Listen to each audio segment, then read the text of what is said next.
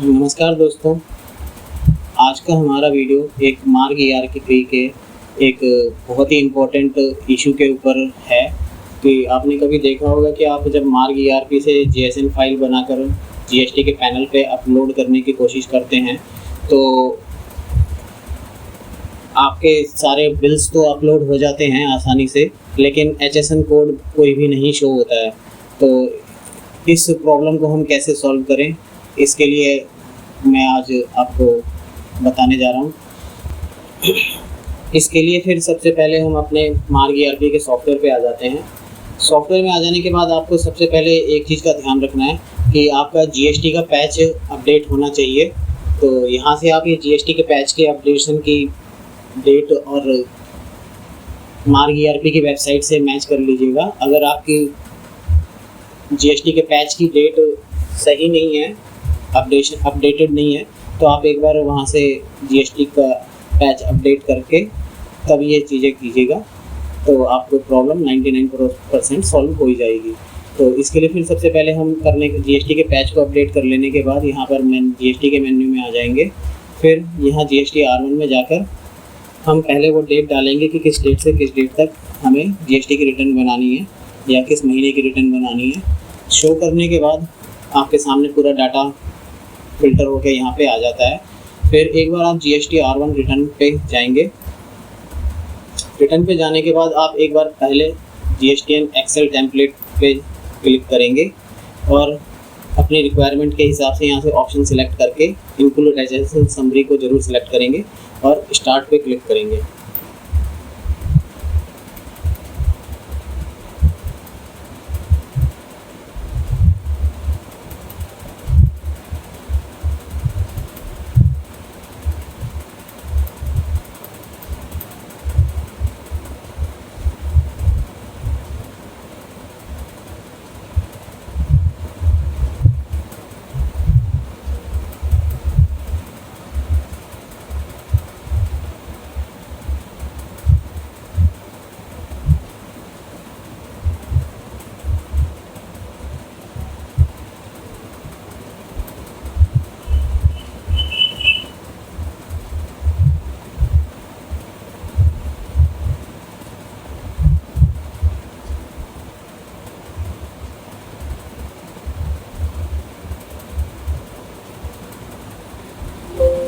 Excel template बन जाने के बाद यहाँ पे ओके पे क्लिक करेंगे। आप सॉफ्टवेयर को मिनिमाइज़ करेंगे तो ये आपके सामने एक्सेल के टेम्पलेट में जीएसटी की रिटर्न खुलकर आ जाएगी।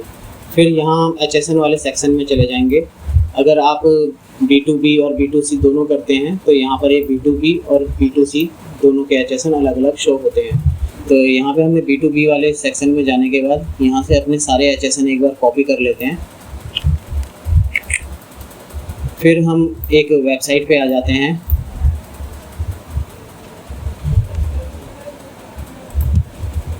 हम क्रोम में आ जाते हैं और एक सर्च करते हैं एचएसएन कोड वैलिडेटर।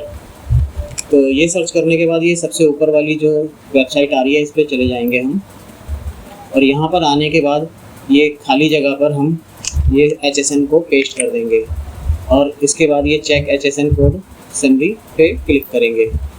इस पे क्लिक करने के बाद आप देखेंगे कि इसने सारे के सारे एचएसएन वेरीफाई किए हैं जीएसटी की वेबसाइट से, और यहाँ पर इनके ऊपर राइट क्लिक लगा हुआ आ रहा है। अगर किसी के ऊपर ऐसे क्रॉस में रेड में क्रॉस लगा हुआ आए, इसका मतलब ये एचएसएन सही नहीं है और इसी एचएसएन की वजह से हमारी जीएसएन फाइल जीएसटी की वेबसाइट पर अपलोड नहीं हो रही है। तो अगर हम इस एचएसएन को सही कर लेंगे तो फिर ये हमारा सीधे अपलोड हो जाएगा। तो इसे ठीक करने के लिए हम वापस मार्ग ईआरपी में आ जाते हैं 870856 और बाहर निकलने पर यहाँ मास्टर्स में चले जाएंगे। मास्टर्स के अंदर आके एचएसएन/सेक मास्टर में आ जाएंगे 870856। ये वाला एचएसएन में हमारी कुछ प्रॉब्लम है तो हम इस पे F3 दबाकर इसको ठीक कर देते हैं और एंटर प्रेस करके हमने एचएसएन अगर सही किया, वैसे ये बोल रहा है कि हमारा एचएसएन पहले से बना हुआ है तो इसलिए ये शायद नहीं लिया इसने, तो मान लीजिए कि मैंने ये HSN कर दिया और ये सेव कर दिया। तो अब ये हमारे सारे के सारे आइटम्स में ठीक हो चुका होगा।